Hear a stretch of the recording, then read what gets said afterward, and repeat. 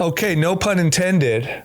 We got a fire episode today. Oh, too soon. Too soon? Too soon. Okay, sorry. Too soon. Too soon. I take it back. Wow. Wild. So we recorded an episode on Wednesday and we were just kind of giving updates on what information we had at that point. And at that time, I was very adamant that Karen Bass and Gavin Newsom should resign. At that time? Yes. Oh, well, I said it too. Okay. What, you want credit for saying it too? No, but you guys all claim I'm the woke guy, but I said Bass should resign. Well, California is going to be redder than Oklahoma. I know. That's going to be in 3 months. Texas in no time. I think that was knowing very little information about how they would react to the fires.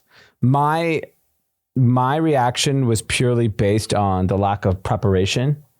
Right. And for context, like I would say Wednesday was probably like 20% of the full picture that we have today. Yeah. Not to mention it's still ongoing. There's apparently really bad winds tomorrow. And Tuesday and Wednesday.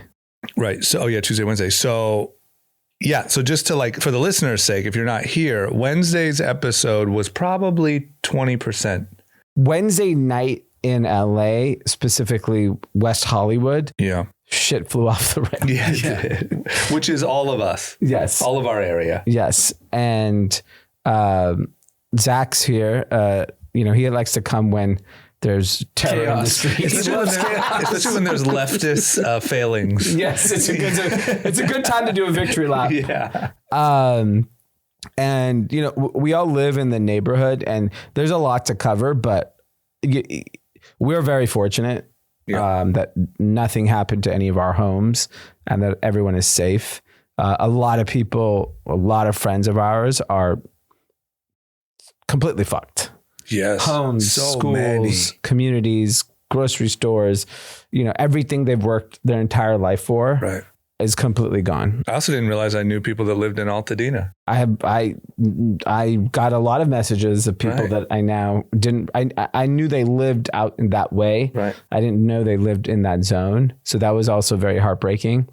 And I think, we experienced, a very, call it 1% of the fear living in West Hollywood for just a few hours. Right.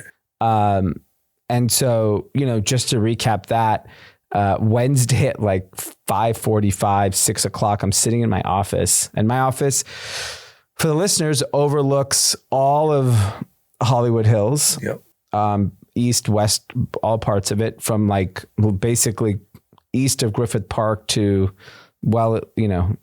west of, near UCLA. Yep. And then I also see Palisades and Santa Monica and the beach and all that. And so I'd been seeing the fires, the smoke from Altadena the whole last couple of days. And then I saw obviously everything happening at the Palisades. My wife calls me at 6 p.m.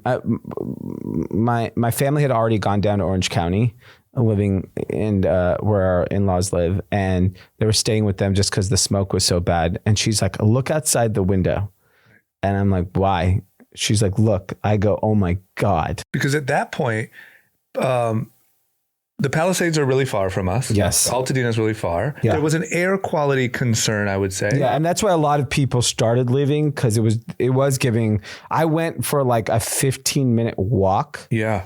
And I was nauseous, head hurt. And I was like, fuck, this is bad. I can imagine what a kid feels. Yeah. I went to the gym on Wednesday and everybody was like out of breath and like, I can't do this. Think air quality, right? Like it's such a simple thing, how bad it was. So I actually met up with a mutual close friend of all three of ours yesterday who lost his home.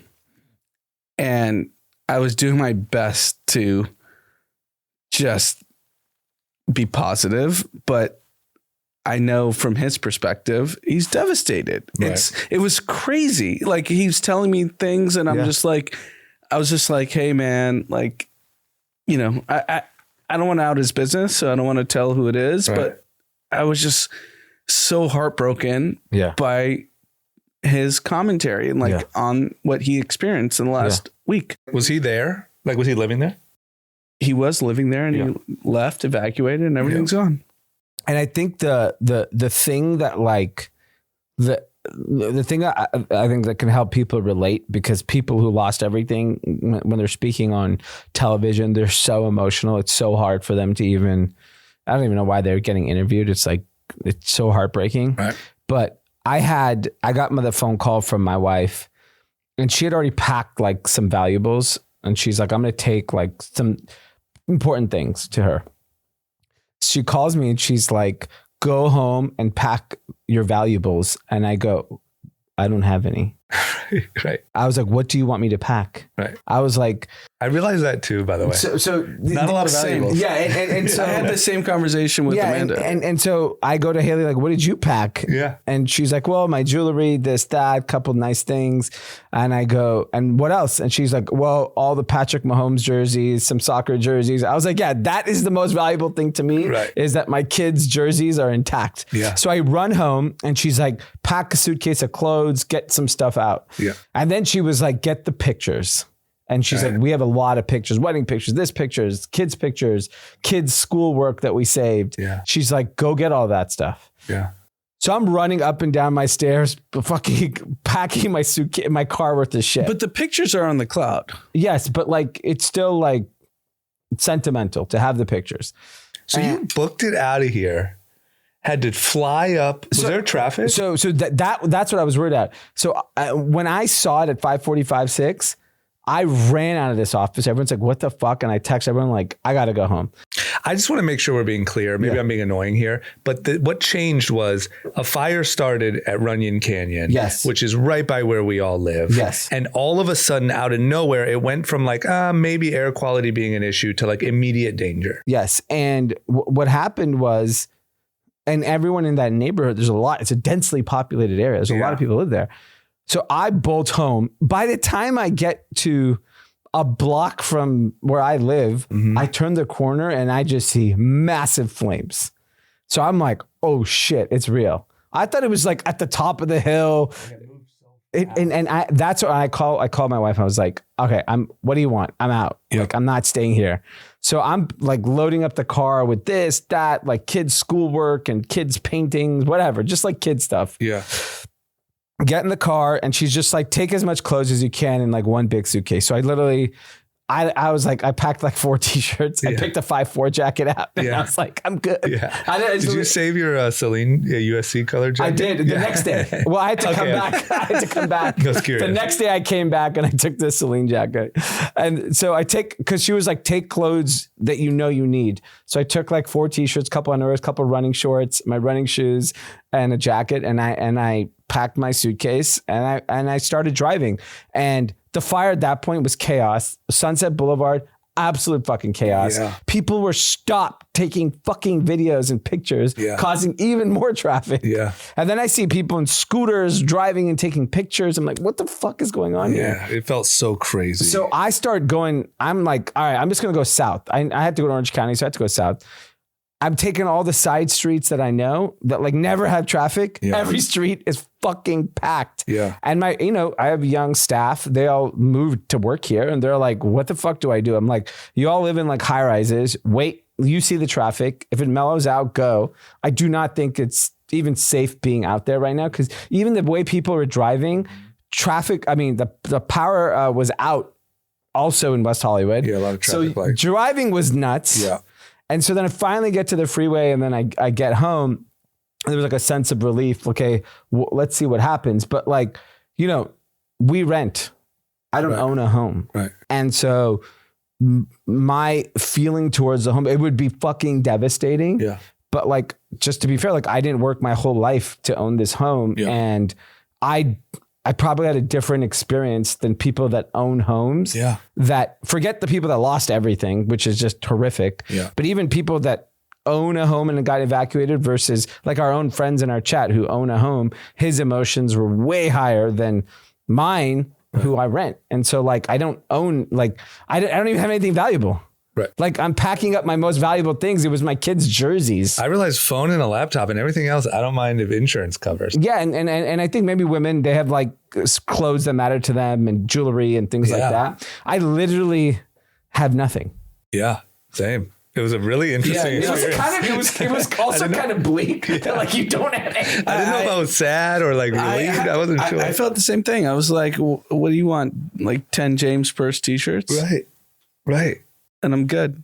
And I have a Ryan Braun autographed All-Star bat. That's all I cared about. Did you take? Oh, no, you didn't leave. No, I didn't leave, but I'm saying those are the things that I cared about. I'll tell you what, if you're a real fitness person by if you grab your running shoes in an emergency or not. Yeah. Good for you.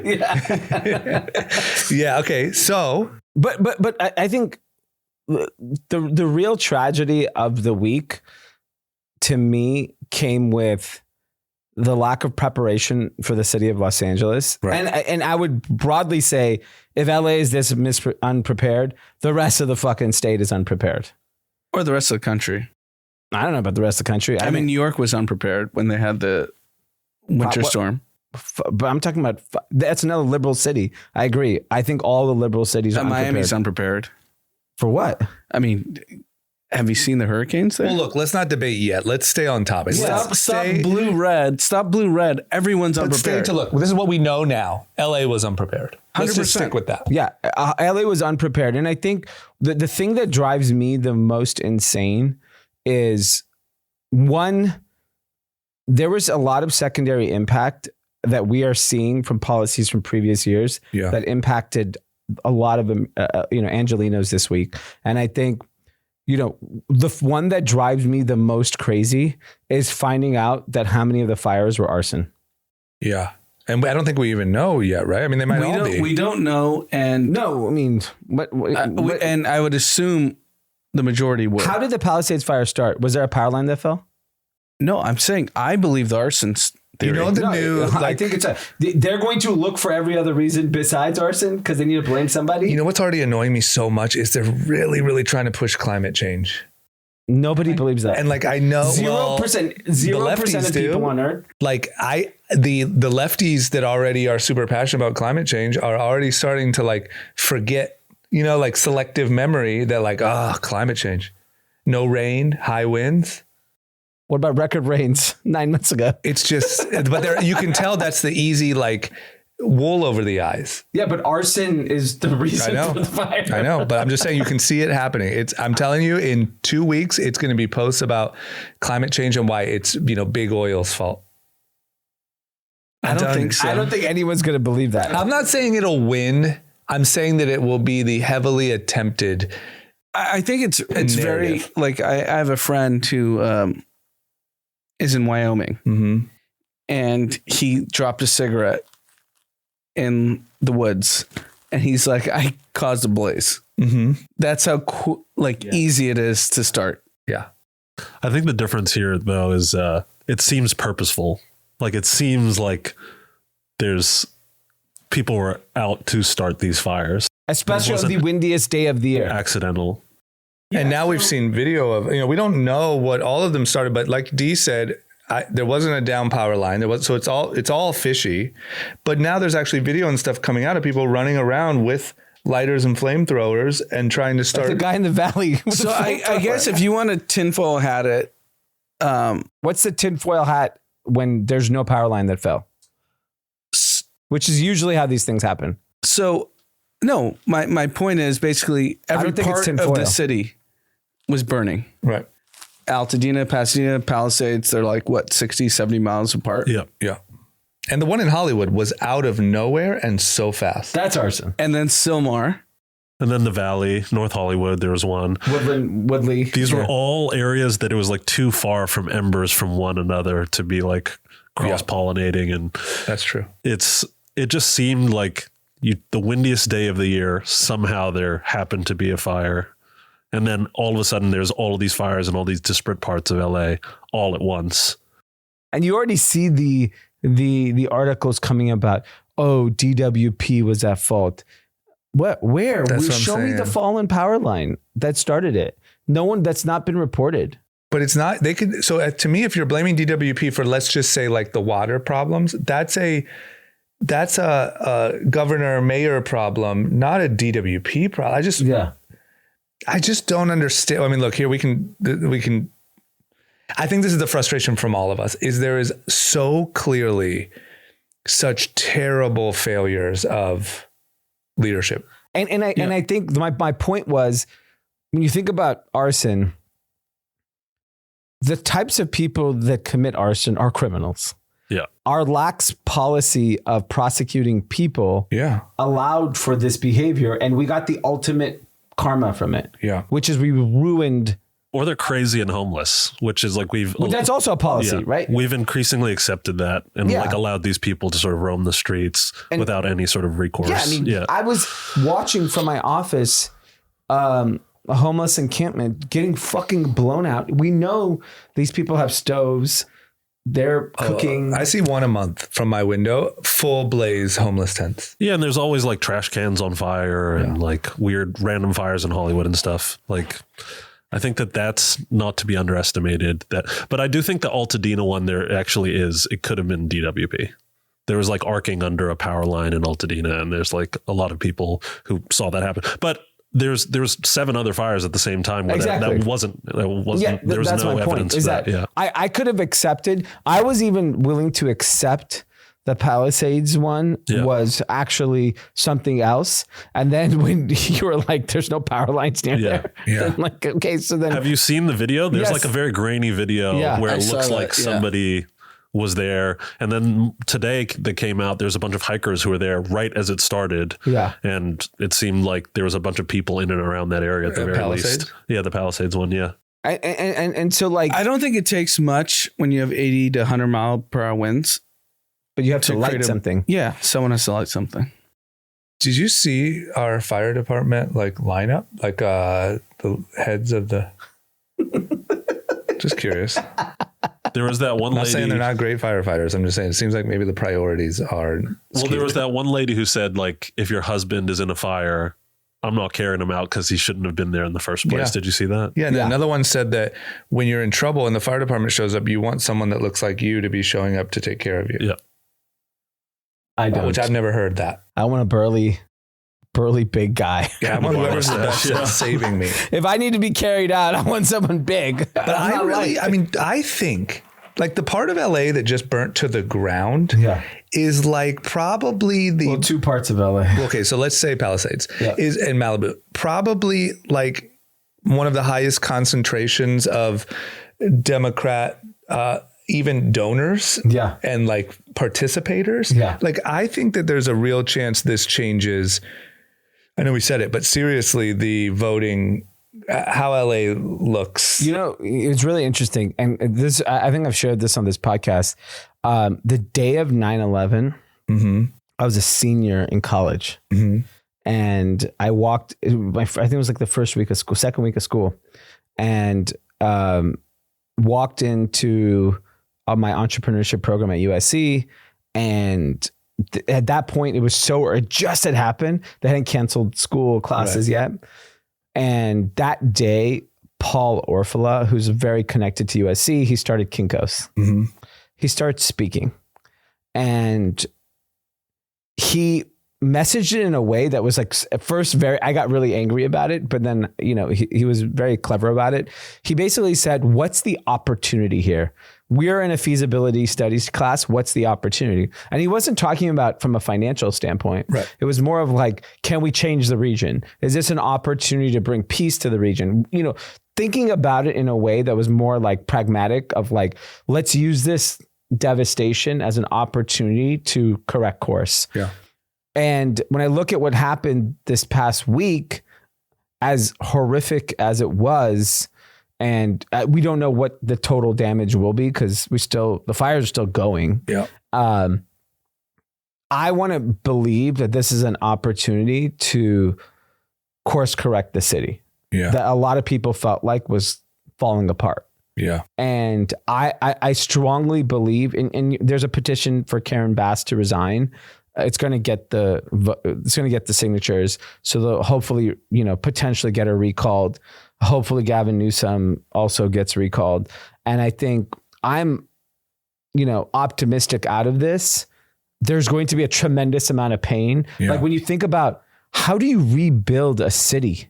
Think about it in modern times. Right. To build a city in probably one of the most desired places to live on Earth between Palisades and Malibu. Yeah. Then you take Altadena, which is like a lot of working class, middle class families. These people worked their whole life to own a home here. We've never done any mass construction in California recently. Yeah. How the fuck are we going to build these houses? Not only that, but what happens with the whole like insurance? Like there's a lot of issues with insurance. The insurance companies are going to go bankrupt because weren't they already cutting fire insurance? They might be fine because they don't insure anyone. Well, they cut it like the last 2 weeks, but then the state of California backstopped all the ones that got cut. But up to 3 million. These Palisades homes are 15 million bucks. But even I think the exposure from the state of California is still like $6 or $7 billion. Yeah. No, I think the exposure is insane. And I don't know, other than a federal bailout, how everyone's like cities rebuilt. Oh, there will, of course, there will be a federal bailout. Yeah. I mean, and you have to. They're talking like, I mean, I know they say 52 billion in. I heard 150 billion just now. It's going to be triple four times. The thing about it is and I think a lot of people have discussed this. One of the reasons why the insurance companies left California and a lot of these high risk areas is because they started putting caps on the premiums. Yeah. Mm-hmm. And, that obviously turns out to be a bad move because the right probably thing to do is if people want to pay the premium to live in this area, it's the same reason. We all live in California. We pay high taxes. We prefer to live here. So we're okay with that. Right. California got in the way of the free market. Yeah.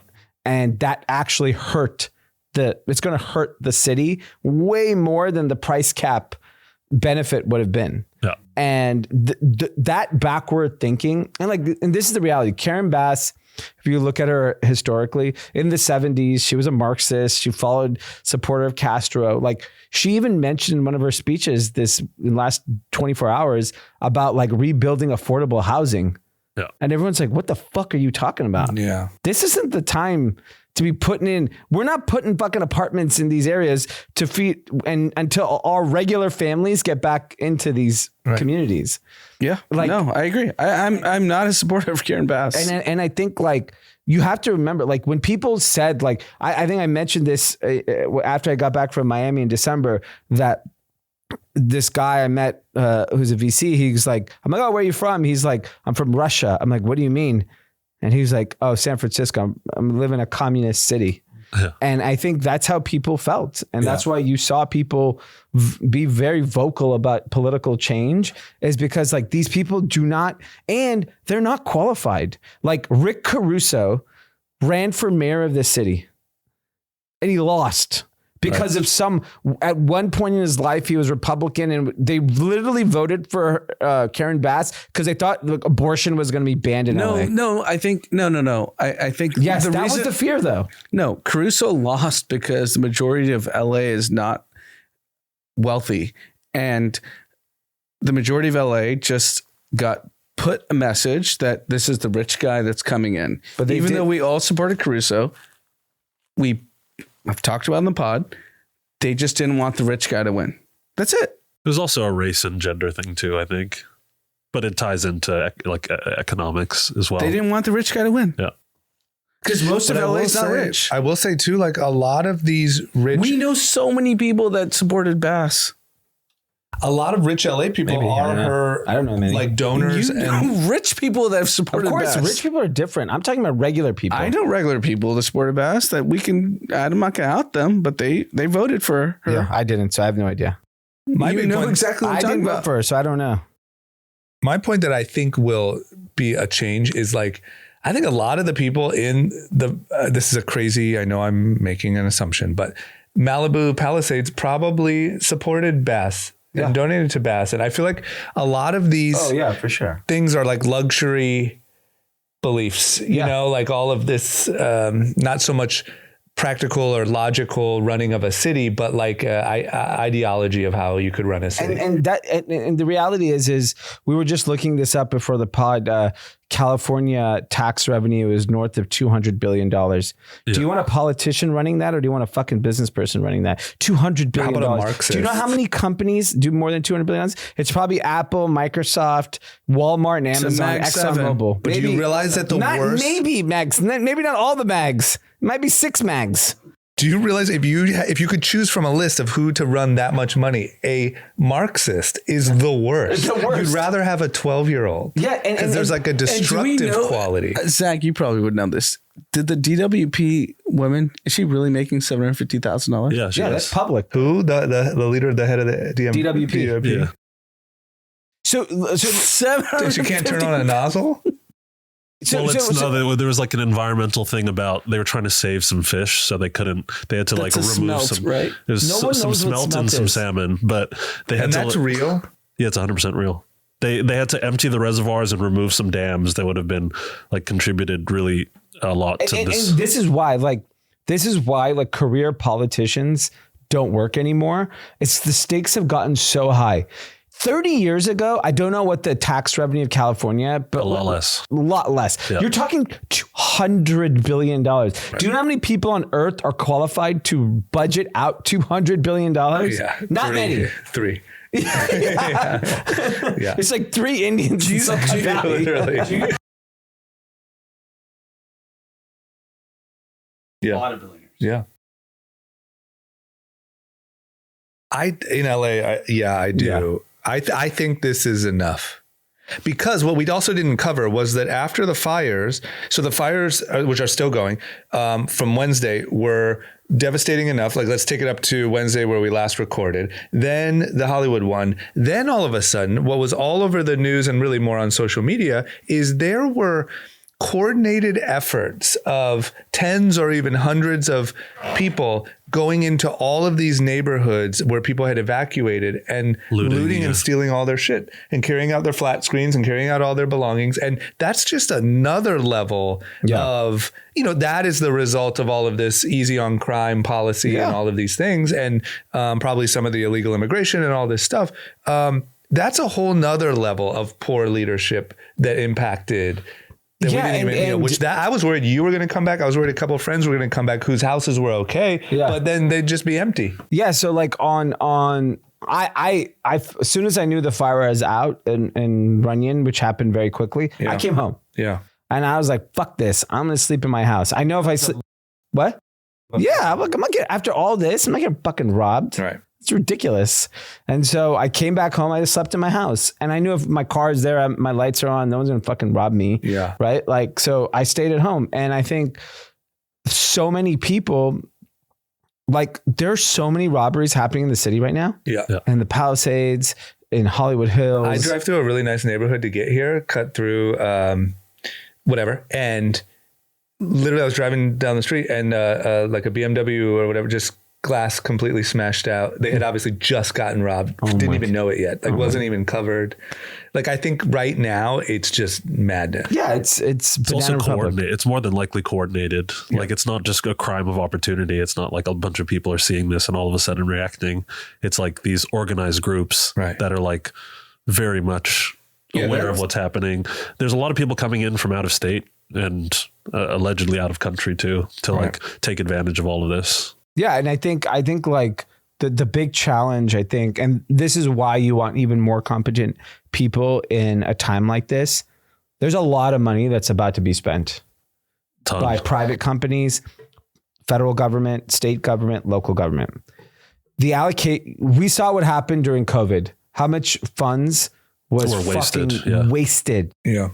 Right. All the funds went to luxury brands. That's where all the funds went. It didn't actually help society. Yeah. And I think explain that. Basically, everyone pillaged. The stimmy went to luxury brands. Yes. Not even the stimmy. People were scamming the money that was given to like keep businesses open. Yeah, they were opening up fake EINs and saying they bought nice cars. Yeah, and they went and bought Gucci. I think the federal government will probably do $50 to $100 billion in stimmy to LA. Yeah, and that money. No, hold on. How much of that will be fraud? 10, 20 billion? It's going to be more than zero, but it's going to be hard to tell. Here's what here actually don't think. I don't know. But it's a lot. This is where I think the fraud will happen in overcharging the rebuild of LA. Yep. That is where the fraud will happen. The fraud will not happen. It's not going to be like PPP because you're going to have to prove that your home is gone, right? Like there's going to be an adjuster that comes to your home. I don't think the scale is too big. No. You could just, what people were doing during COVID, we saw it, the hotel across the freaking street of our office. But COVID was very different because physically They you couldn't just go- set an address and say, yeah, I live here. I know, but and they pay off the postal guy. You know when the earthquake happened in Northridge, FEMA sent people to every fucking house in Northridge, every single house, because to inspect them. Just because, No, but for safety. Yes, this is hundreds of billions of dollars. They will do The that this homes time. are gone. No, but they're physically going to there's some homes that survived, right? And they may have a damage, right? So they have claims to money too. Like if your garage burnt, you need money. You're I think entitled to there's money. 10 billion in fraud. Yeah, sure. Whatever. Yeah. There's definitely going to be And overcharging. think about how many people are going to be chomping at the bit of fraud. But I think it's going to be overcharging. That's where I think the leakage will be. Yeah. I don't think you're just going to be able to say, "Oh, my home's gone. Go, don't inspect it." What you can say is like, "Oh, I got robbed. Like I left. I evacuated. I got robbed." Yes, but Where's that's my? 100. Oh, I grand. have 5 million of art. Yeah, but To you Anand's have to point, prove that. I will say You have to to prove Anand's that. point, I just remembered that over the weekend I overheard strangers talking about like how, you can call and sign up. Now, I don't know how lenient they're going to be with this, but people are already starting to call and sign up for FEMA and say like, oh, I had to evacuate or I couldn't go into the office. And so the damages of the missed work and my employees couldn't, and I had to stay at this hotel because I didn't have, even people who weren't losing their houses, people were already starting to get savvy to it. So I don't think it's COVID level, but Of course it will be. that is another There's area no doubt where there'll be people are leakage. Anytime there's like a disaster, there's a ton of like And there's a Hurricane lot of- Katrina was the same thing. Yeah, there's a lot of people that are just going to take advantage of this disaster. I think that's the case. And I think, I'm more worried about all the people that just saw that this works. yeah. Like, number one, just crazy people seeing on Tuesday and Wednesday how quick their little fire is going to spread. Yeah. And even people seeing that, like, okay, you can light a neighborhood up, everyone leaves, you rob all their houses. Like, it just feels like we just exposed.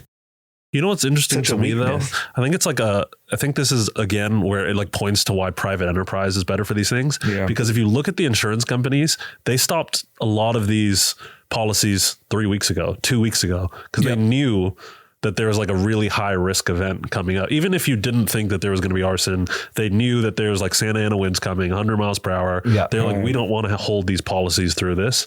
And so like the insurance companies know something that the government and the average public don't. And it's like, we have to sort of like the onus on figuring this stuff out moving forward should not just be left in the hands of the government, but we should be actually paying companies to sort of like be more proactive about warning us about these things. That's what's crazy. Because about it is what was so shocking was I rarely watch the local news. The week before I was just watched to see the weather or whatever. And they said very bad winds, high chance of fire. We all knew. It was all over Twitter, the windstorm. Remember? We sent tweets in our chats that the windstorm was coming. Yeah, everyone knew. And except for Karen Bass in Ghana. Karen Bass in Ghana. Because she was in Ghana. Why does the mayor of LA need to go to Ghana? We already talked about this on the last pod. She just went for the inauguration of like the first female president or And something. she's Vice not. president, She didn't have a lot on her plate. She had some empty time. Yeah. No, but the point on the last pod we talked about was that the mayor of LA is not the vice president, is not a diplomat. You handle LA.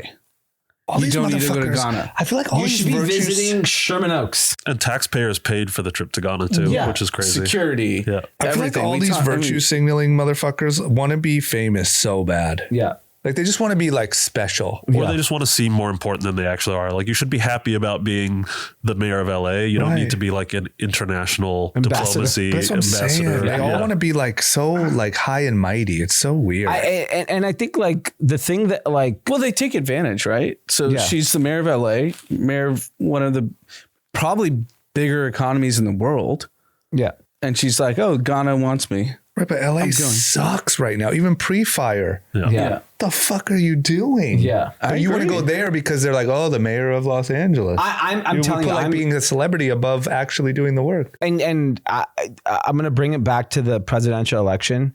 You mentioned it, I think the week before the election or the episode before the election, you said, in your eyes, like democracy was up on the ballot because if Trump doesn't win, it feels like something's off. Right. And I think given that the inauguration is a week away, given the tragedy that's happened in Los Angeles, I'm very optimistic that there's going to be a drastic change in the way voters think about their local and state policies. And the biggest thing that I think that's going to change goes back to the commercial that I think won Trump, which is, they care about I care about you. Yeah. And right now there's thousands of families that are fucked. Right. Will the city of LA step up and do anything for them? Or do we all have to give to 7,000 fucking GoFundMes because they all know the city and state and our government will fail them. Yeah. That is why they're raising money. And for the record, this is one thing that I also feel is important to clear up is that no matter what you see on the news or whatever, it's not just rich people. No, it's not at all. Forget just Altadena and Pasadena. I mean, Altadena area, which is a middle class. And the problem, what gets so twisted is that homes in Altadena cost $1 million. They cost $2 million. Yeah. But in Los Angeles, a middle class family owns $1 million house. Yeah. That's the reality. Yeah. It's not like and these they've people owned rich. it for like 30 years. Yeah, and they own $1 million home. Yeah, they're not millionaires. They're in the traditional sense. Their net worth, sure. But like they're not cash rich. There's people. also like schools and churches and things that businesses. Yeah. And then you even take Palisades. Everyone just shows the $30 million house or the Succession house in Palisades. Exactly. There are regular houses in Palisades where people there's a trailer park that burned to the ground. Yeah.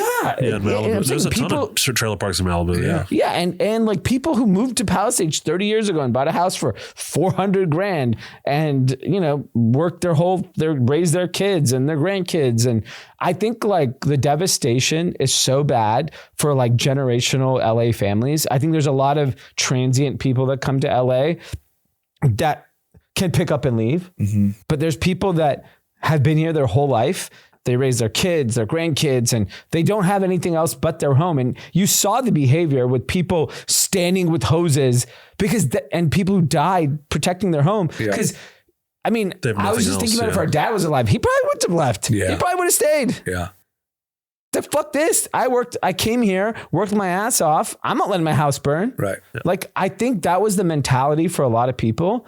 And it's like, it's so hard if that had happened to me and I was like much older and this is my first and like family home. Yeah. How do you like in your head, like reconcile some sort of normalcy going forward? Right. It's fucking hard. Yeah. And we know you can't even like fix a potle in this city. Yeah. What do you think it's going to take to rebuild a goddamn community? You know what's... I also think of the nightmare of like, do we even have the bandwidth to, or like whatever the regulations are or I would imagine they're going to have to be all rolled back because it takes 5 years to build anything in Malibu, basically. Right. In the way that it currently... The thing that I think about is like, local elections always used to be a really big joke. Like nobody shows out for them. Yeah. No, it's like they're super undervoted for. Like until Soros, man. Soros figured it out. Yeah, Soros did figure it out.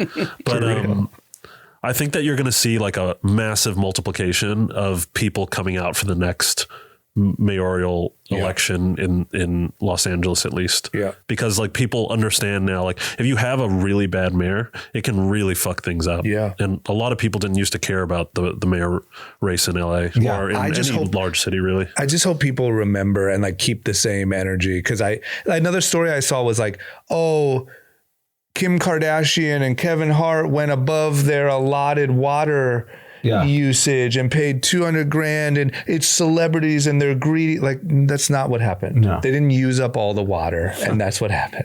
Like, I just hope that number one, I hope that obviously that petition will pass and hopefully there's some like stepping down or things like that happening. But I just hope people remember, because I'm telling you, and I know we all felt this way, the last handful of years where crime was up and all this stuff was getting worse, and these type of candidates were still winning. It just felt like we were in crazy land. Yeah. Like, what are you doing? You know why? But the best, I'm going to shoot it straight. The best voters weren't affected by the fires.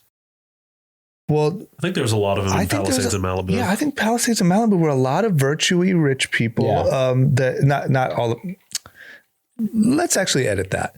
I think Palisades and Malibu were a lot of people who supported Bass on who just vote the party line, who are just like Democrat through and through. Yeah. And I got to say, not all of them. In no way am I generalizing, but also vote the party line, weren't affected by the crime and stuff. And just like, no, this is great. Yeah, because there's never a ton of crime in Palisades and Malibu. No, there wasn't. Yeah. I know people who are not affected at all still to this day by any crime or any uptick, don't even know an uptick is happening. And so if someone says, hey, we're looking out for minorities and we're looking out for whatever, they say, oh yeah, that's my person. I want LA to be a shiny, amazing rainbow city. And you don't even realize what's happening. I agree. And I think, one of the things that I've been thinking about was all of these families who have lost everything.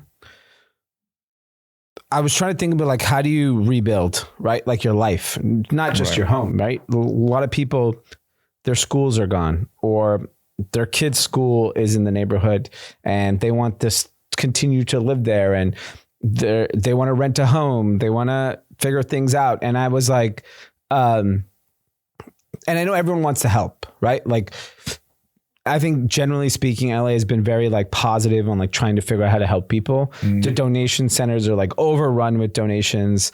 And, I wrote a small message to our company and I was like, I think if you're an individual, the effort of helping, I would actually like zero in on a family or a couple people, or friends of people, that were actually impacted, and just help them directly. Yeah. I get nervous about donating to like some random foundation where I do not know where that money goes. Yeah. Like if you want to donate to LA Firefighters Foundation, great. We know where that money goes. But I think the right move is we have to help these individual people and zero in and be like, what do you need? Do you need toys for your kids? You need food? Do you need a place to sleep? What do you need? Because like the one discrepancy that is happening is that people that live in the Palisades and Malibu obviously generally have means, and they have escaped to Santa Barbara and Palm Springs and all parts of the country. Whereas like in Pasadena, the fucking center is overrun. There's no room. Yeah. There's too many people. And so they're looking for food and shelter and things like that. So I think like individuals, I think I do believe in LA have a responsibility to kind of help your community and zero in on a few people, because I think a little bit goes such a long way here. So I'm going to play the boogeyman on this whole, like helping. Everyone's in LA, I feel like, is overwhelmingly trying to donate clothes, whatever. It's 2 weeks and everyone forgets. That's why I said you pick a family. I literally think you have to pick. Cause like, I've dealt with, our trauma with our son, and initially everyone's like, oh, blah, blah, blah, blah, blah, blah. And then I don't blame anyone. You have to go back to your lives. Yeah, of course. But there's nothing wrong with that. And that's going to happen here. In 2 weeks, no one's going to care. No, but to Dee's point, I do think that is why you don't have a home. It's very different. No home, no place to live. And your community, if you like live in those communities, and I'm telling you, no one's going to give a fuck in 2 weeks. But it's like you can't maybe like the rest of the country. But if you live in Malibu or Palisades, you can't not give a fuck because there's nothing there. No, I know they're all coming together right now. Yeah, I'm telling you, 2 weeks, it's over. Yeah, but you're more pessimistic. We'll be optimistic. We'll take the I don't think it's a good to be a pessimist. I also think it's a little bit different when entire like communities get demolished. So like Dee's saying, like your local store that you go to, your favorite restaurant, your church, your school, your house, everyone else's house that like, I don't think, to your point on it, there won't be a nationwide helping happening past 2 weeks. I'm calling on LA. But I think, like the same as like, I don't know, maybe after like Boston, after the marathon. Do you think in your Slack in 2 weeks, everyone's going to talk about this? So I think No chance. I will talk about it. So yes, You might. No one else is going to care. I know, but like you could, it's fine. Keep your pessimistic take. Go to sleep with that pessimistic take. It's not a pessimistic take. It's the truth. It is It pessimistic. just feels to me like when things like, remember like Boston Marathon bombing, or when things happen to like communities, I feel like a lot of times people like rally 9/11 or around. something. 9/11, Yeah. yeah. This is one of the most devastating things to happen to the city of all time. So that's the hope. You might be right on. I'm not arguing with you and saying you're wrong, but I'm saying that, I didn't say that. I said it's a pessimistic take. and I think that to Dee's point, that is why it's good advice to focus on like I just know human psychology. I'm That's giving my advice to solve for that problem, though, Right. which is zero in on a couple people that you can actually help. The good news is we do have a lot of resources from a private standpoint that I think a lot of people are going to step up and help the communities. I'm very optimistic that all of these communities will get rebuilt. I'm very nervous about the regulation that the city and state put to help the rebuild process. Right, like That's what is gets me going to nervous. happen? Think about the size, and not only of each individual home in some cases, but like the neighborhoods that are demolished, like a Yeah. nuclear bomb went off, and with the regulations and with the bandwidth. Like, how do you even, I mean, when does the Palisades start to look like the old Palisades again? 10 years. It's going to be a long time, but you have to actually like That's crazy. remove a bunch of legislation. Do you like think they regulatory. will? Do you think they'll forget? Like, I think kinda that to if you're Anna's somebody point? like Caruso, you probably will.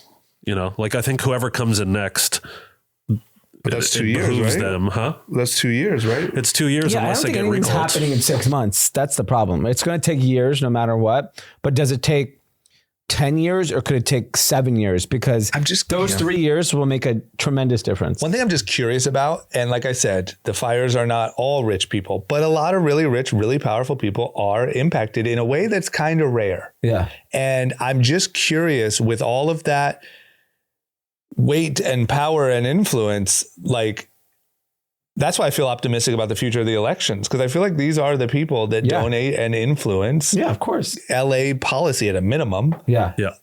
And so I just wonder how they deal with it. So my human psychology point, we all have friends that been affected, lost their homes, lost everything. And I've been texting them, and I'm going to be just, about myself. Like in 2 weeks, am I going to text them? I think you will. I think you will. To be honest, once again, Will maybe everyone else of their friends? We don't need everyone else. We just need a few people for each family to pay attention to them. That's it. Yeah, because I also think like when your friend is like, hey, what's the update? Oh, we're fucking the regular, you won't even believe it. They won't let us start construction. Oh, where are you living? Oh, we still renting the place and blah, blah, blah. Like, I think it's, I don't know. Look, maybe I'm wrong. My point is that you forget. I know, but I think life just when goes on. I think when it's such a it's your disruption community, I to a don't think it does. community, I think it might be different. And I think the ripple effects are big enough that it directly impacts everybody. If you're like trying to go rent a new place and you can't get a place anymore because everybody's vying for the small amount of apartments and stuff left. Right. Yeah, So- there was a lady in Brentwood that said she had 1,000 applicants today for one apartment. 1,000. Right. Think about what's happening in Pasadena, downtown LA. Like, where are all those people in Altadena going to go? They're probably going to fill Highland Park, Pasadena. I mean, Palm Springs looked like Coachella. I mean, and what's funny is that, a lot of LA had left. And so people were in Santa Barbara and San Diego. I was in Orange County. I had dinner with a group of friends in Laguna last night. Yeah. And I literally was like, someone said cheers. I'm like, nah, we shouldn't be cheersing. There's nothing to cheers about. Right. It's fucked up. Yeah. Yeah. So if you think about LA, a lot of neighborhoods have become pretty much, you can't live there, right? So Palisades is Since the fire, you mean? Yeah. since the fire. Yeah. So Palisades is decimated. So Yeah. that community is done. Brentwood, in my opinion, as a family, I would never live there because how close it is to things that happened. Malibu, done. Even the valley, anywhere near the mountains, like Tarzana, they had Hidden evacuations. Hills, Yeah. Hidden Hills. Yeah. So what happens to LA? Yeah. Yeah. I mean, I think people are going to go south. I think a ton of people leave. I think a lot of people go south. I think a lot of people go San Diego. Like if you're retired, and you can get a very similar quality of life in other places. Even Orange County. I think Orange County is the biggest beneficiary of it because, like, Just in depends on Orange how you look at County, it. there's pockets of Orange County still that are nice and still affordable. Yeah. Whereas like there's no pockets in LA. Mm-hmm. Yeah. And if you think about just the economic hardship of people that lost their homes, their life savings were in their homes. Yeah. Right. So they lost their home. Insurance is going to dick them around for a couple of years until they get money back. They still owe the mortgage. They can't live anywhere else in LA. Right. Yeah, no, it's really tough, and it's really going to change the city of LA. Yeah. So is it Oxnard, Ventura County? Because those are obviously Santa Barbara and Montecito. It'll be Orange County because of the schools. There's good schools in Orange County. It comes down to if you are retired and you're older, you can leave the fucking state. Yeah, you can go to Florida, you can go to Texas, you can go to New York, you can go wherever you want. Go to Mexico if you want. But if you have a family, it's all about your kid's school. That is it. That's the only thing any parent cares about. And the thing about it is like, if you have to go to Orange County if you can't live in Metro LA. I have a friend who works for Compass, and he said the demand for Newport, Laguna, Manhattan Beach, Redondo, all that is just. But also San Diego is crazy too. I'm sure. A lot of people thinking about San Diego. Yeah, I think like you're frustrated. And it's also it comes down to, like you said, quality of life, safety, all of these things that have been an issue. Like they're not happening. Do you actually think this is the first time we get the LA exodus? Because COVID really didn't have the LA exodus. They fucked LA so bad. I think maybe. Because COVID, we thought there was a LA exodus, but it really didn't happen. No, So the people that live in the Palisades, people that live in Palisades in Malibu, more than likely will either end up in Santa Monica and overpay, or they'll have to go to Calabasas. They'll have to go to the Valley. But Calabasas is a fire risk. But they'll take it. They'll take it because they want their same life. You want your kids to go to the same school. You want to see your same friends. Community matters. People don't just want to uproot their community. That part's hard. I remember in the 94 Northridge earthquake, a lot of kids in my class disappeared. Yeah. Yeah. Because they were just like, the family maybe not had earthquake insurance. Who knows? Yeah, they lost everything. And they just bounced to Vegas and like New Mexico, random. I think it matters places. what you do, what stage of life you're at, how old your children are. Like if your kids are out, like they're not home, You can go wherever, really. go fuck wherever you want, right? I think if you have a young family, like we know someone who has 2 kids. When kids about to graduate high school, other daughters in college, I could see them fucking leaving. They probably will. They're like, fuck this. And And that was like their dream house. And think about the people that have been displaced. If they want to buy a new place, what's insurance going to be? Yeah. Right. The other part about it is that I think like the top 5% of Californians by income pay 46% of the taxes.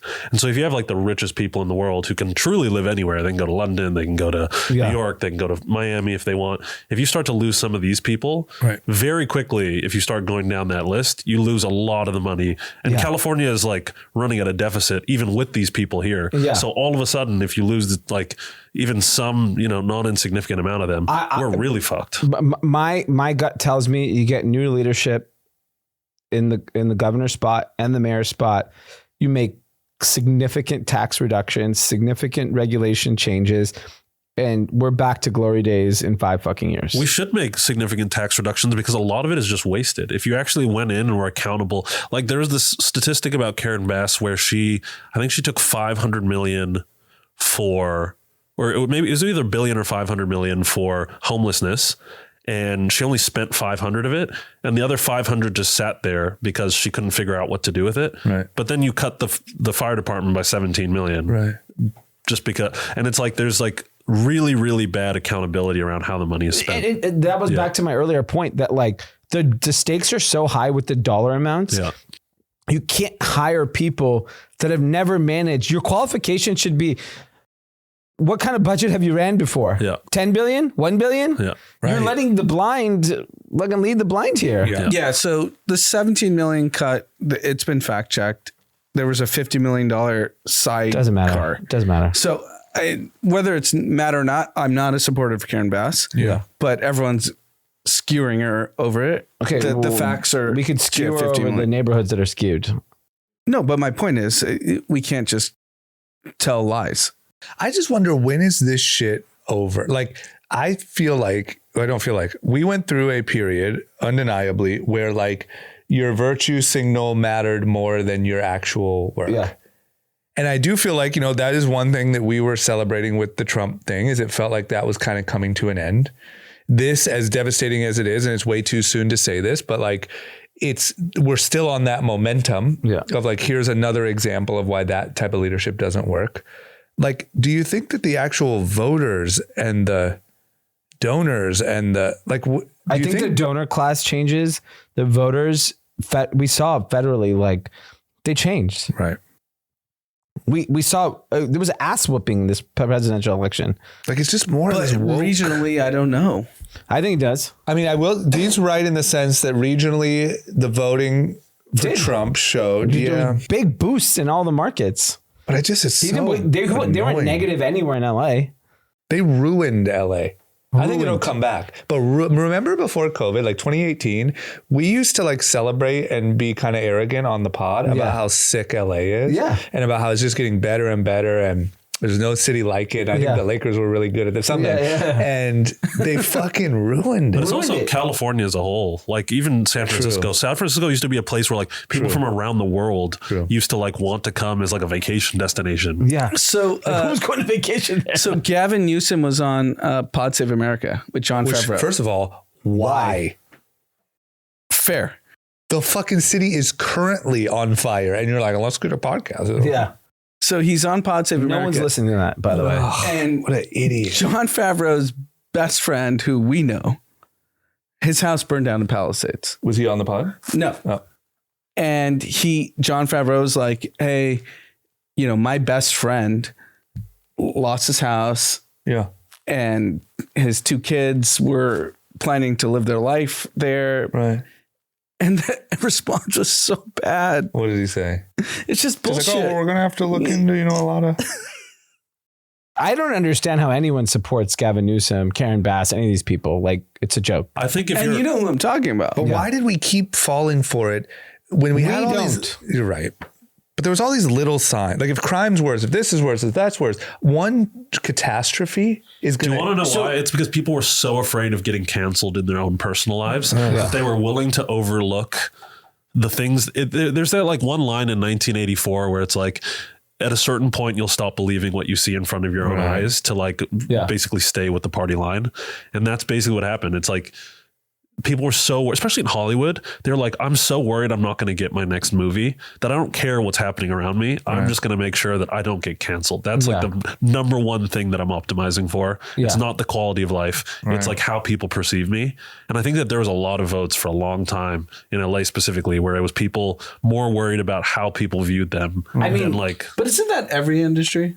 No, I don't think so. I think Hollywood, it's more so. I think Hollywood's the worst. Hollywood's always been the you most. yourself are the brand. And because you're like so reliant But on Wall Street's like that. No, but like Hollywood, you're deeply reliant Hollywood on is like, advertisers. everyone's like that. But Silicon Valley's like that. No, but Hollywood. So the funny thing that I've noticed, and I'm sure you have too, Zach, in Silicon Valley, all the like super successful people realized if they're not MAGA, they're not in the inner circle.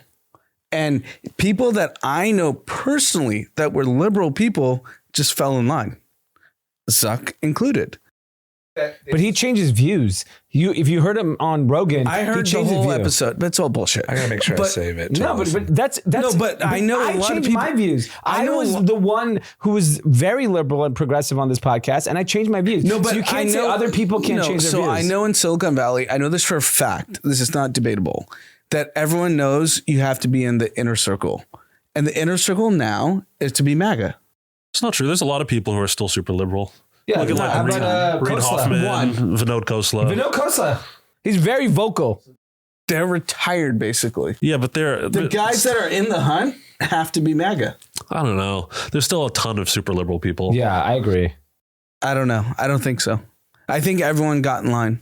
I think there's like a selection bias for people who like are out and actively raising money and trying to be like, they probably have to do it. But if you talk to like there was a bunch of people at Meta who are super angry that they removed tampons from the men's bathroom this week. Like, God damn it. How do you feel about that, Anna? I have no view. No view. But there are You don't want tampons in the men's bathroom? I think that like there's a selection bias to like the really powerful people in Silicon Valley feel like they have to do this. But if you're like the average worker at a FANG company, there's still a ton of people who feel really strongly. Yeah. But the leadership can't. They have to get in line. Yeah, I mean, Everyone got in line. A lot of- Satya got in line.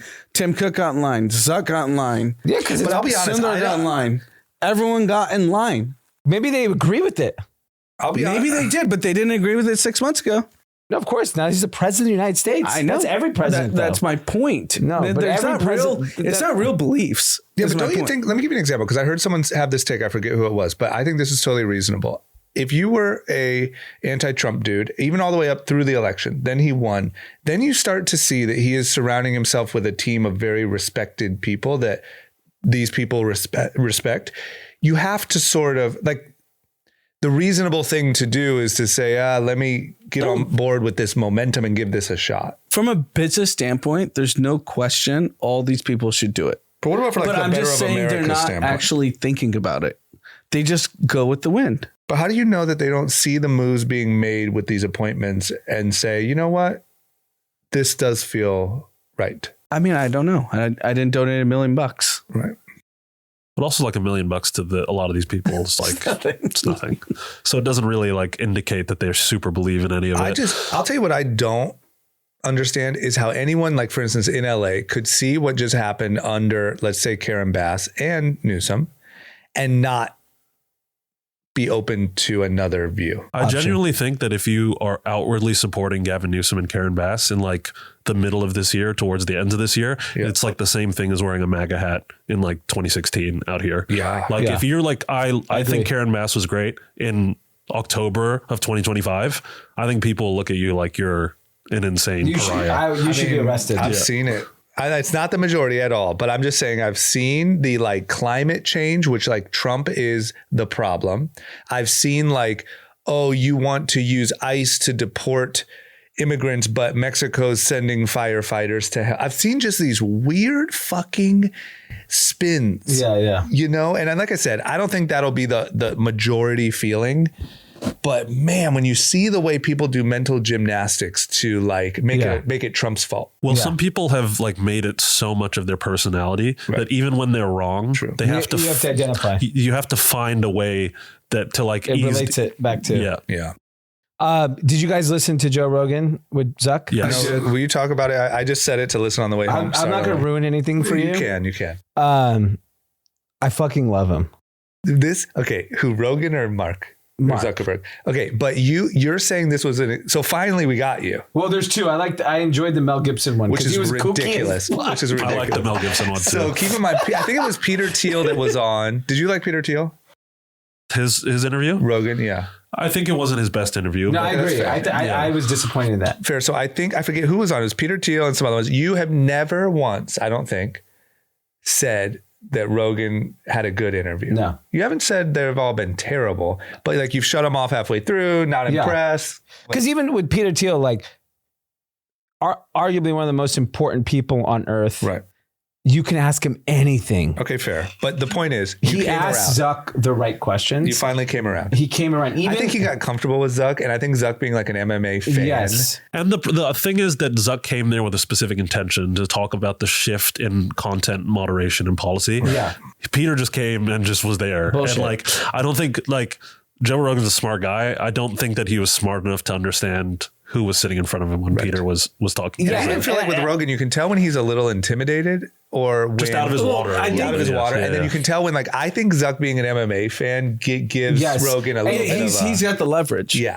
Rogan has the leverage. So I think with Zuckerberg, I was expecting the content moderation thing and his shift in beliefs, and that was really well articulated. He's clearly, and he joked about it, like he is way better in media today than he was 10 years ago. Oh, nice. And podcast is the right format for these like deep thinker types. They can't be on 60 Minutes because they're going to take the 2-minute clip, and he referenced that. Right. But I think the part that I enjoyed the most was Joe Rogan made a comment on how he is shifting from Apple to Android. And That Rogan is? Rogan is. Yeah. And he, Wild. security, whatever. He has his reasons why. That's wild. Yeah, I'm definitely. I just, by the way, cut my first Apple Watch since it first started. Yeah. I got it as a Christmas gift and I put it on over the weekend. My father-in-law gave for me. Unbelievable. You got the utility version. I was like, what am I doing? This is the greatest thing I've ever seen in my life. Right. I got to try it again. So the last Apple Watch I had was 2016. So it's obviously made a lot of strides. Right. Anyways, he brings up this Apple conversation. Zuckerberg then goes on talking about Apple, lack of innovation and blah, blah, blah, whatever. But it was the first time that I'd ever seen Zuckerberg actually just be like, and I think it has to do with MMA, where he was like, fuck Apple, they suck, they don't do shit, blah, blah, blah. Like he was talking like, if I was ever on Joe Rogan and I'm one of the biggest companies in the world and they're like, oh, what do you think about fucking Amazon? I'm like, oh, they can suck my dick. Yeah. Like that is basically what Mark Zuckerberg did to Apple. Yeah. Where he was just like, I'm not impressed. They're not the future of compute. Like, what, the way that he was talking. No, he said it very articulate. He didn't say it the way you did. I know, but he came out. For him, it's his version. No, but his version of like, and by the way, that's the clip that's going viral of him shitting on Apple. Like, because it's the first time he was not a lizard. Yeah. He was human. Right. What I think is interesting about Rogan, it's now the place where these like people who seemed like they were like unreachable come to be just like normal people. Like he's now the conduit for these people to just be like normal humans. What was the example of that 25 years ago? I'm trying to think. There was nothing. There's nothing. It was all like the Johnny Carson show or something. But even then it was like they came in with talking points. I don't think there's ever been anything. You talked your book. Drama, I know you know this because you listen to Rogan. Yeah. He says it's hour 2 to 3 where you actually get the content. Yeah. Yeah. You know what actually Apple was at the end. It might have been Playboy. Playboy used to do all these like really interesting interviews where people were like much more candid because they knew Stern kind of. Yeah, like Howard Stern. Oh, Howard Stern's a good one. Yeah.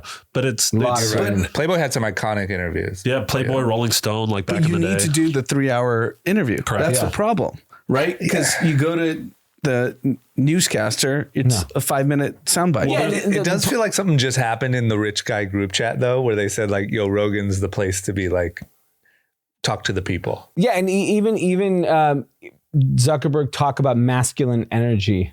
And he's like, I have 3 sisters. I have 3 daughters. My whole life I've only been around women, but masculine energy is nice to have around. Yeah. And I don't know. I was like, it changed the course of history. And anytime Zuckerberg does any press or anything, I always watch, listen, I'm fascinated by him.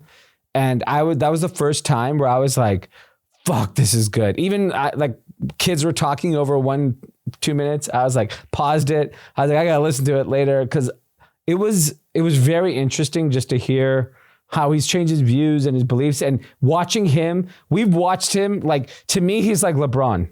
Yeah, we've been watching him since he was a kid. He's 19. LeBron. He's 40 years old. Yeah. Have you ever, one thing I would recommend, have you ever read the Peter Thiel emails that he sent Zuck on how he should like readjust his public image and how he should like, you should read, they're very interesting because Peter Thiel was on the board of directors of Facebook and he basically came to the point after the last election where a lot of people were hating on Facebook because of the Hunter Biden laptop stuff. He was like, hey, you need to be like a more authentic version of yourself. Nobody trusts you. Everybody thinks you're just like this weird lizard person. You have to be. People used to think he's a lizard. Yeah. I mean, the way he was drinking out of that water was suspicious. Do you know what I loved about the interview the most is because he finally was honest. He's like, I run the company. No one can vote me out. So I'm going to pick my homies to be on the board and talk fights. Yeah.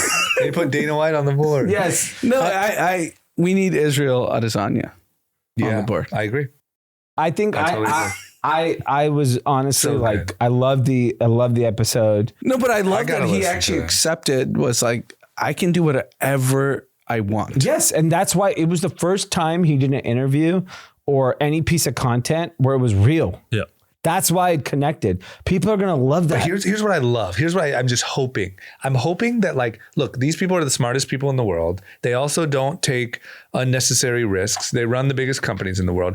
They sense the tide shifting. Yes. That like honesty and just fucking, let's just keep it real and stop all this like signaling and stop all this corporate shit. Like it just feels like that's finally changing. Yeah.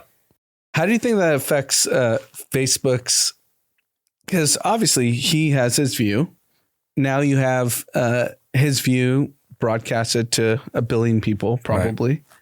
and clips and There must have been an views. angry couple Slack channels. Yeah. Yeah. In his company? Yeah. In his company. Hit the fucking road. Especially because so many people think that Joe Rogan, they still are just Yeah, he's idiots all right. and Joe think he's Rogan's like all right to an average person. Yeah. I love Joe 100%. Rogan. He's not all right. I know, that's- but that's what so many people think. So many. Remember we talked about the dating red flags. So many. It's so popular. You like Joe Rogan, Yeah. it is assumed you're right.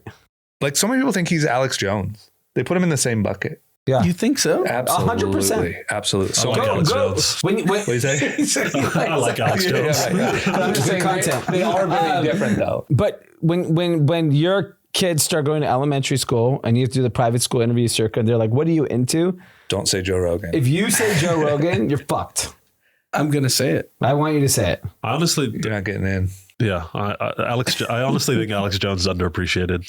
I mean, Yeah, that's a fair. that's a ridiculous statement. No, I You think- got one thing right. No, Epstein. he's got multiple things right. Epstein, 9/11. I think What's 9/11? He called 9/11 3 months before it happened. he like straight up predicted it. Yeah. Look, That's how I discovered Alex Jones. Is a I was valid on statement. YouTube and I remember vividly, like to this day, 9/11 bothers me so much, Yeah. more than anything that's ever happened in this country. I'm actually, educate me, please. Yeah. What did he do before He 9/11? went on a podcast and he literally said there's going to be an attack on a major American building. Most likely it's going to be the World Trade Center and it's going to be done by a guy. And they're going to try to pin it on a guy named Osama bin Laden 3 months before. And it's like time stamped on the radio. You In can June go. or July or whatever. It's literally, he's not Yeah. exaggerating. It's insane. The guy, And also the the guy is frogs are gay directionally and right. the- But then on a lot Sandy of Hook, things. come Sandy on. Hook, he lost his Sandy Hook Ridiculous, thing- ridiculous. No. Ridiculous. I think that he's one of these power law people where like when he's wrong, he's like extremely wrong. But when he's right, he's also extremely right. And I don't know if he's just covering for him, but Rogan's explanation of that was that he was in the middle of like an episode. Like a mental breakdown. Yeah, like a binge drinking mental breakdown. also if- but also if you- inexcusable. It's But inexcusable. Underappreciated is definitely. But a if you valid like statement. live your life where you think everything is conspiracy theory and you're trying to Yes. find every conspiracy theory possible, Yes. you're going to get to some pretty crazy places. Yeah, it was like Nostradamus. Yeah. So I was as a high school student, I never read, but I was obsessed with Nostradamus. Yeah. yeah, And I would read all his like predictions and all prophecies. you need is one. What? All you need is one. And he got a couple, like two right. Yeah. And there, I vividly remember in high school, there was a But huge... if you just say crazy things, you could always be right.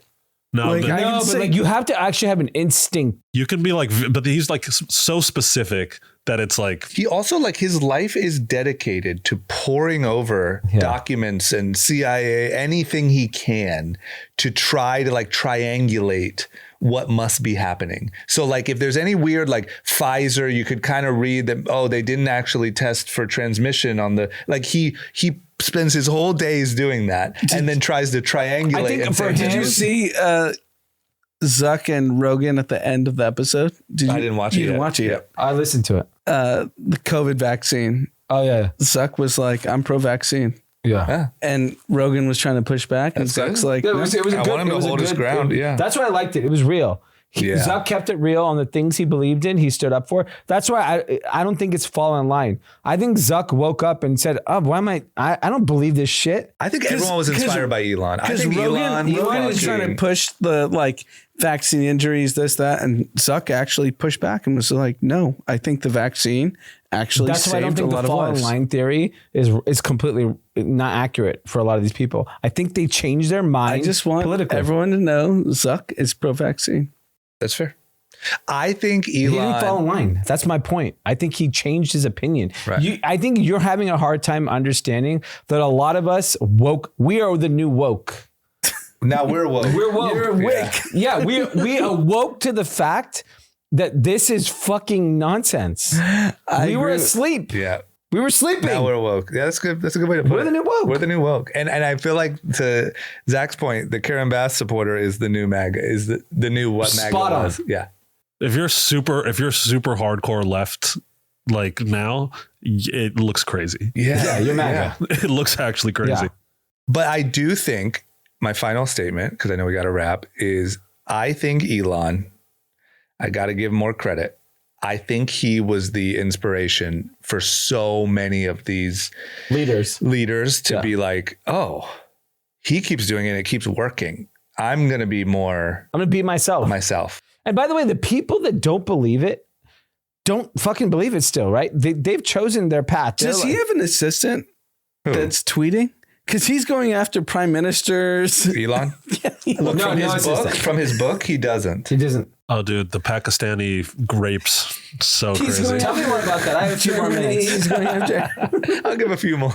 Okay, so basically, we can get into this. This is one thing that Elon's like really heavily focused on is there's been an insane amount of rapes in European countries basically done by immigrants. And there are gangs of immigrants that basically come together and sort of rape local underage women. Because it's, if you think about like Sharia law, 13, 14, these are acceptable ages to be. God. And so it's like, it's like a microcosm of like, a lot of people think that sort of Sharia law is taking over Europe. And if you look in European Parliament, if you look at like local sort of like government in a lot of the UK, there's like actual people who like deeply believe in Sharia law that are now have the ability to vote on laws in the country. That's like their Marxism problem, right? Yeah, exactly. And so one of the things, there's these like grooming gangs that have become really popular in Europe. And for some reason, the powers that be within the European governments,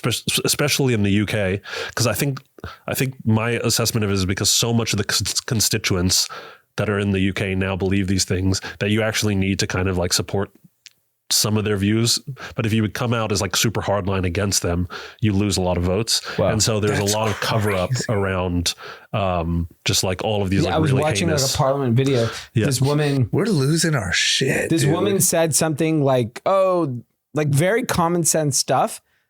And it was kind of viewed like crazy. No, it's insane. I don't think we were built to handle like the internet, like the amount of information. Yeah, and I think like it's like we're getting radicalized. So I think the problem is we've always known these things to happen, at least the powers that be. I think there is this weird, but not the leaders in the even UK. Joe Rogan said to Mark Zuckerberg, don't look at the comments. Yeah. And I think if you're a leader and a person of influence, you can't look at the comment section. Right. You just cannot. Ever. You used to never. No, hell no. Can you imagine 10 years ago, your comment section? Can you imagine? You fucking Rob made you. Can you imagine if 9/11 happened today, what social media would do? Support Osama bin Laden. They would have supported him. I know what they would do. Yeah. It's fucking crazy. They're still supporting him now. And I remember 100%. And I remember that we used to think like 10 years ago, the thing that you would hear about is people becoming radicalized online, like, and joining the Taliban. And now that's called Yale. That's called Princeton. That's called the whole, like everyone's just fucking radicalized. It's fucking crazy. Yeah, it is You're crazy. telling me the leaders. I have a crazy theory about that too. Do you think people would root for the destruction of the World Trade Center? Yes. They would celebrate it. The way they that wouldn't root for it. Yeah, I think so. It would be the same thing as Luigi Mangione. I'm telling you, dude, it's a big, the World Trade Center would be a big Brian Thompson or whatever the guy's name is. I'm telling you right now, there's the weirdest shit going on, but that's even different from leaders in the UK supporting Sharia law. I mean, it's weird. Yeah. Like, what the fuck are we doing? No, we've lost the Karen plot. Bass is a Marxist. Yeah. It's all. So is Kamala's dad. Maybe we have Kamala. 8 days. Right. 8 days. We just got to get through 8 more days. What's going on? Tell us, Zach, before we leave on the inauguration. Are you going? I'm not going to the actual inauguration. I'll be in DC this weekend. Nice. Going to some events. A lot of sex. It's like the new Silicon Valley, dude. I think so. Just money and hotel prices are up, so it's got to be something going on. Every hooker in the world is coming to DC this weekend. 100%. Think about all the money and sex that's going to be happening. I know multiple people that are angling to pay the piper to go. St. Regis is $30,000 a night in downtown Washington, DC. So that's the lobby to be in. Yeah. There's probably going to be some good stuff happening there. I mean, you could probably make your career in the next. Maybe I'll go just to go see the lobby. Pop in.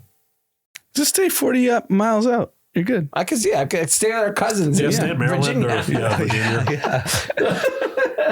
No, but there's a lot of different events. I'll be going to one around Make America Healthy Again. So that'll be interesting. Can I ask you a question, Zach? Yeah. Prediction. Any issues, disruptions, anything with the inauguration? No chance. I think that Some it's going to be conspiracy this. theories. It actually probably will be the safest place in I the think world. they're going to have the goddamn Marines, They're going to Army, have Delta Force. Navy. They're going to have every. They have National Guard. I've seen the conspiracy Forget theory National is Guard. that They're going to have fucking every. No, they're going to have like the tier 1 special operators at on every roof. And I honestly hope, just because I don't like any leaders, whether I like them or not, ever to be hurt.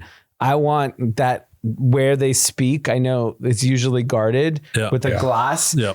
They should put a fucking Cybertruck up there. Yeah. We don't want anybody to be hurt. I don't either side. I do not want to see not the any. one from Vegas. No. No, but Those things are I think it's going to be blowing good. out. I think, it'll be interesting. Real quick, conspiracy theory- prediction. Yeah. First 30 days. Give me 3 things Donald Trump you think will do in the first 30 days. I think we get clarity into how Russia-Ukraine ends. Will be 1. Okay, that's huge. I think 2, we'll start to get some articulation around what he wants to do with crypto and like how it sort of integrates into just like daily American life. And then 3, I think that there's like some very, I like can't speak on them, but I think that there's some very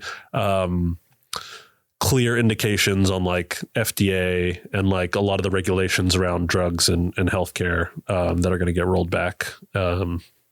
So Eric Trump is hyping up $1 million Bitcoin. Yeah. I mean, He's going around the world saying this. What's up with Greenland? When do we own that? I'm so excited. Greenland, Greenland voted today. They said that they want to have some arrangement with America. No, Of they course. didn't. Yeah, they did. What other countries?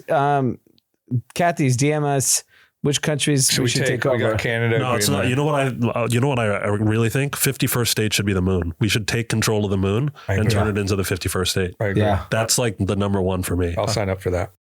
I bet you if I'm you live not in going- you Greenland, hate Moon's too too far. far. Yeah. You hate space. We should own the moon though. I bet We if you should li- own the moon. If China owns the moon, that's like fucked. Whatever. We should. How hard is I could say I own the moon. I remember back in the day they used to sell a star. You want to name a Oh star my God, after they someone? did. They did. Somebody had a racket. Yes, I bought a star.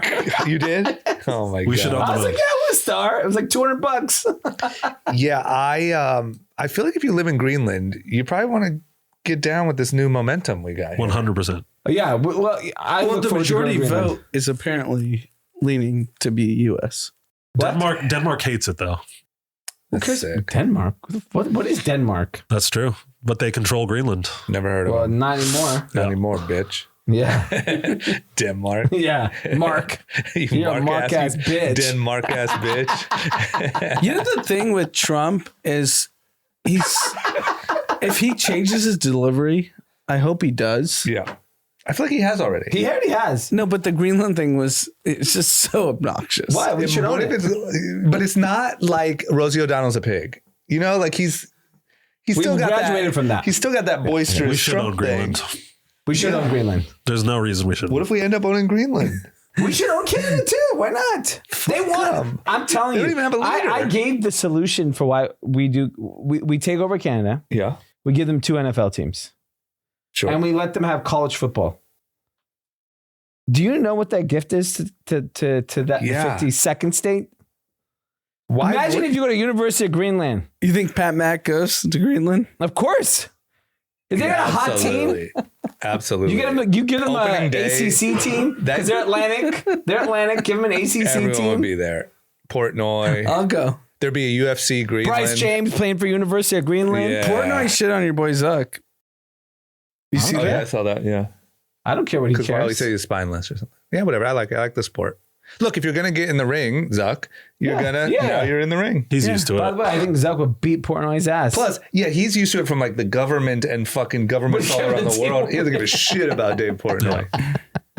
That's so fun. Let me just say, if you're feeling a little, socially awkward and uptight, learn how to beat people's ass. I'm such a, you know how like when you get really rich, you find like a cause. A lot of people find the arts. Yeah. They find their thing. If I were to become really rich, Yeah. mine would be sport. Yeah. I think What sports. No, I want I think there's like an anti-sport movement for young people. Like, I think people are saying, oh, my kid I want everyone to play sports. Well, the gym is white supremacist, you know, so. Yeah, the gym is white supremacy. But for your age, what are you talking about? I think he's saying that the cause he believes in for humanity, essentially, is the power of sports. Yeah, sure. I think a lot of parents do not want their kids to play sports. They're what are you talking about? Sports participation is through the roof. No, it's not. It is. No, not in certain sports. The data is like clear. I don't know the data. I think in women's sports it's up. But look, it doesn't even matter. It doesn't matter. Still, that makes sense that that's you my want cause. to add to it. That's your cause. My cause is sports. Yeah. I agree completely. As someone who grew up hating sports because I thought, that wasn't cool, I would like to go on record and say I was wrong. And even later in my life, I've understood the value of it. I think it's going to all help us all. Yeah, I agree. Okay. Well, God save the Queen. 8 more days. Pod save the Queen. Zach, thank you. Good to see you guys. Good to see you. Have fun in DC. Can you come back and give us an update on what actually we need an update. Boots on the ground? Yeah. I'll let you know. If there's any limited edition merch, I'd be interested. Cool. Yeah, I'll grab you some. Yeah, size large. Love it. Okay, everyone in LA, stay safe. We're wishing the best, and we gotta get through Wednesday. And everyone else who's not in LA, prove on and wrong, and care about for 3 weeks. 3 weeks, we win. 3 weeks. Yeah. 3 more weeks. 3 more weeks. Yeah. Okay. Thank you guys. Have a good week.